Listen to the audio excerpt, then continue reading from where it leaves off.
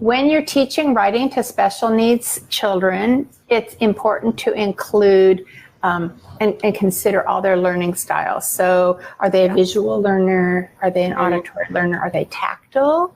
Are they kinesthetic and physical? Are they verbal? Are they logical?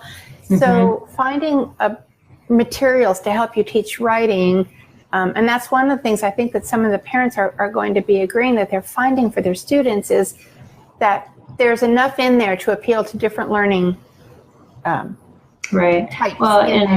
Amy states this, which is so in line with what you just said, and she wrote this even before you started, but she said, personally, I don't like to brainstorm on paper, but enjoy planning out what I write as I was doing something active.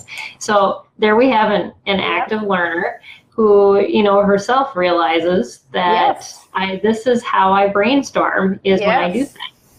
And if you partner with a parent, then if you're that kind of a child, when you like to just think out loud, this was my son, very much my son. He would, even when he was in the middle of his PhD, he would call me sometimes and talk things out, but I'm a listener because at this point, I have no clue what he's writing about. It's way too cerebral for me. And I would just listen and I would, yes, okay, that makes sense. Yeah. And at the end, he would thank me for helping him organize his thoughts. And I hadn't done a thing, but just exactly what Amy was saying. And so, but with a child like that, if you're teaching a younger child, you can be your child's scribe and you can be writing the ideas for them as they do their brain dump. Exactly. Yeah. Several times. I cannot tell you how important that is to take on that role in your child's writing experience, to be their scribe and not worry about whether you're handicapping them or shortchanging them. Yeah, because we have an article, actually, Amy wrote it about, am I cheating by helping my child in those ways? And no, it's not cheating by helping your child like that, because you have to get them, like we were talking about at the very beginning, those bumps. You have to get them past those bumps.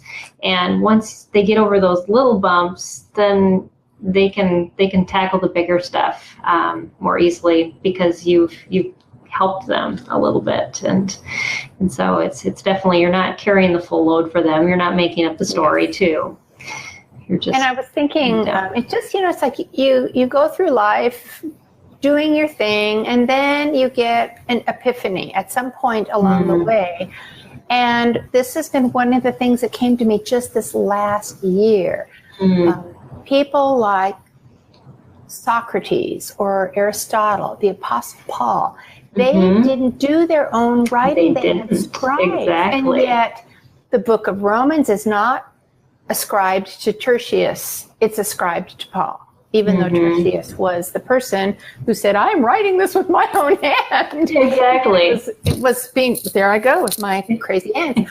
It was it's Paul's work, Paul's words. Our words were spoken and written down, and the ideas are what's behind much more than the actual scripting. So good. So, Yes. Yeah. So parents, I think we get so stuck in our society now is so much about individualism, and we forget, God made us to function together too, but it's not a handicap to need other people. We need other people anyways. And so teach your child how to ask for the help they need, because that teaches them to advocate too later on in their life. That's right. When they are going to need to ask for that help, and they're not going to feel guilty about doing that either.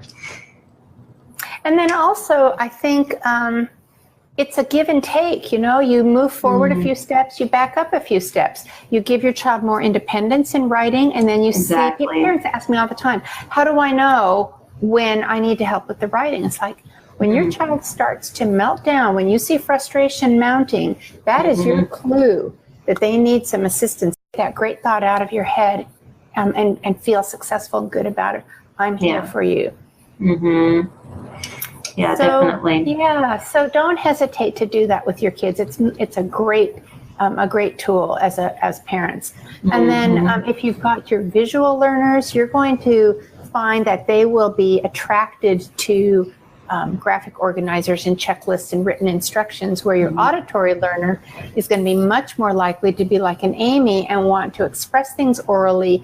They like to listen to things. They like, they're going to be podcasts and word games and verbal instructions and writing prompts that are oral are going to be right up their alley. And then your tactile and kinesthetic learners are going to like things that they can manipulate and touch.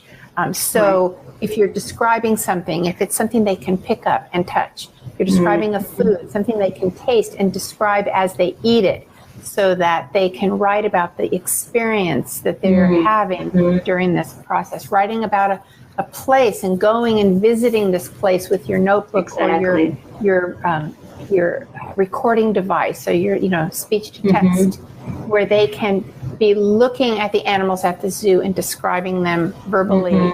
And somehow, so like a reporter, or like a food critic, those types of things are awesome for kids like that, because you get them out in the real world and then they're writing about their experiences as they're there. And you can even give them a camera so that they can take pictures with it. Yes, and so you're appealing to this whole multi-sensory approach for your kids.